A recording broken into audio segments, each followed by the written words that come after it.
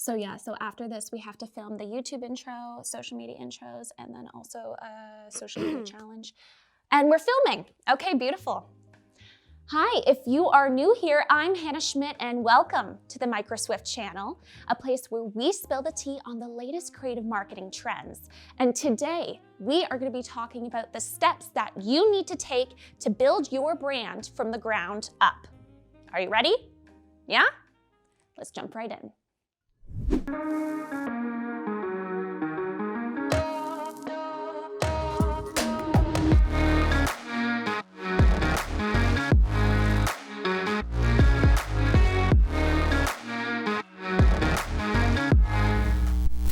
Hello, everyone.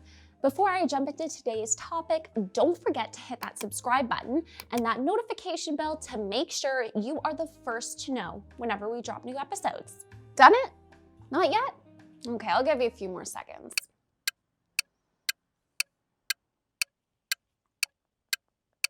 Done? Okay, good. Now we're ready to begin. We all know it takes hard work, dedication, detail, and determination when you are first building a brand or a business. At the start, it is crucial to have a plan so that you can be prepared for any challenges that come your way. Today, we are going to discuss how exactly you can start building your business plan. Now, a lot of people get hung up on the idea that they need a large following in order to start up their brand. And I'm telling you, while investing on your digital presence through social media and websites is extremely important, this is not the time to worry about it. Not quite yet. Because social media apps and websites are such a huge part of our lives now, it's totally natural that you'd worry about engagement before you actually have something solid to show. As time goes on, you will need to attract people and gain a large following for your brand, but at the beginning, that is not what's most important. You do not need to have thousands of followers to start a business. Don't focus on those numbers. Focus more on your ideas and your approach to start. Now, let's talk business. Today, I want to share some really helpful tips that can get you started in creating a strong brand. And the first step is to define your brand's identity. So, your goal should be wanting to make an impact in the world and sharing your ideas, products, and services to the public, because today's consumers tend to opt for brands that voice their opinion and stand up for what they believe in. Consumers want to relate to the brands that they choose. So the right place to start off is deciding on what you're passionate about and what you stand for. Whether that's fashion, news, cooking, media, etc., you need to establish your brand's identity so you can define what your focus is and what your niche is. Your brand should reflect who you are, so you need to insert your personality and your own needs, wants, and desires. By zeroing in on what you want to accomplish personally, oh my gosh, you can reflect on your business. This is a great place to start when it comes to building a brand that will leave a long-lasting impact on consumers. So once you clarify what your niche is and what you want to provide to the public, it's time to assess the resources that are available to you. What I mean by this is find out what you can use to help kickstart your plans. Things like money, people, and technology. What will you need first? What do you already have available? How can you get what's missing? Throughout your life, you make many different connections. So use those connections to your advantage. Talk to people, reach out, make partnerships and trades to be able to gather the resources that you need. Exemplary networking skills will lead you to success. So by now, you already know what your brand's identity is and what you need to get started. Now you need to focus on researching your target audience and your competition. You want to make sure you are reaching and engaging with the people who are most likely to use your services and that will relate to your brand. That target audience should be the center of your attention when promoting your brand. But at the same time, you don't want to just fixate on one type of audience.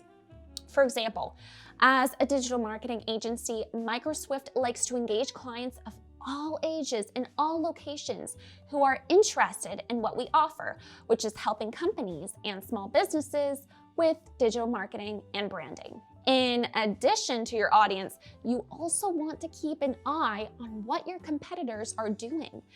By determining what they're doing right and what they're doing wrong, you can use this to spice things up a bit for your business. By researching your competition, you may stumble across concepts that you might not have even known existed in your industry. Overall, it's important to determine what your clients want while also being unique in your approach. Moving on. Come up with an innovative strategy. Creativity and wisdom will play a huge role in this next step. How do you want to reach out to your clients? And what voice do you want your brand to have? Start off by looking into trends that other brands follow when it comes to catching the eyes of their audience. Social media, blogs, videos, podcasts are some of the avenues that many businesses and brands like to explore to connect with their consumers. Determine what you feel most comfortable with and what you think would go hand in hand with your business. Do you want to be humorous, factual, informative, trendy? You can play with these different ideas and see what will meet the vision for your brand. And then once you determine your voice, you can then plan out your name, logo, catchphrase, color schemes, and website design, because you want all of these factors to reflect your brand's voice. Look at that. You have now developed a voice, message, consumer base, and your overall purpose as a business. What's next? Well, you need to envision the structure of your business. How can you turn your vision into a successful, profitable, and beneficial brand? It's critical to come up with a list of ideas before you make a final decision. There are steps that you need to follow in order to ensure you're heading in the right direction. So let's go over them. Step number 1 is to come up with a business plan. It's important that you conduct thorough research on your field of work. This will help you determine what exactly consumers are looking for and understanding the limitations and the opportunities within your market. Step number 2 is to assess your finances. Starting a business has a price. It's easy nowadays to cut corners, and there are a variety of different resources you can use to help you quickly get started. But if you invest your energy and time into your business's financial plan, oh my gosh, you can save a lot of money over the next few years. Trust me. You should create a realistic budget from the beginning, depending on your research into startup costs. Ask yourself questions like, how much will the cost be for labor and products? Which products or services turn a profit and which don't? How much revenue should I generate to cover all my expenses? Consider these points while planning out your finances. Step number 3, choose a business structure. Do you want to be a sole proprietorship, a partnership, a limited liability company, or a corporation? It is totally up to you how you would like to expand your business and what you want it to look like in the future.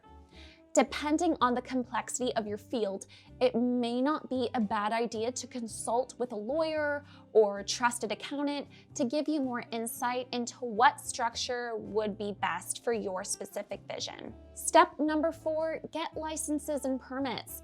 Whether you have a physical location or you're solely based online, you might need to research legal details so you can start working. Depending on where your business is located and what type of market it's in, there are a variety of different permits and licenses. From the start, you gotta do your research to figure out which of them would best apply to you. Step number 5, set up your location. If you have a physical location, you need to think about how to set up your space. When thinking about workspaces, There's plenty of factors you should consider, such as the number of employees, the general area, the layout, easy access, and equipment. Make sure your setting is the best choice for your specific type of business. Step number 6 is to gather up a strong team. So it goes without saying that you will want to hire people who are just as passionate as you are about the work that you're doing. You will realize that it is quite a process when it comes to hiring.